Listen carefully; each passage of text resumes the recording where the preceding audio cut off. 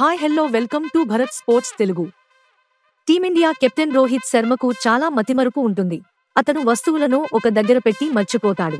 Toss సమయంలో batting లేదా bowling ఎంచుకోవాలో కూడా మర్చిపోతాడు. కానీ గేమ్ ప్లాన్ మాత్రం ఎప్పుడూ మరిచిపోడు.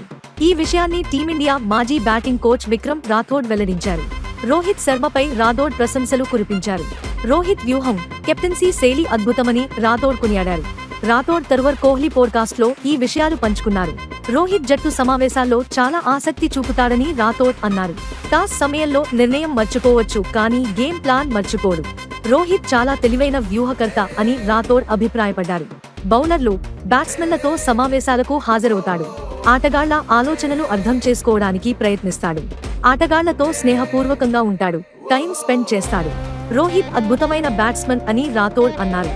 అతను ఎప్పుడూ స్పష్టమైన గేమ్ ప్లాన్ కలిగి ఉంటాడని చెప్పారు.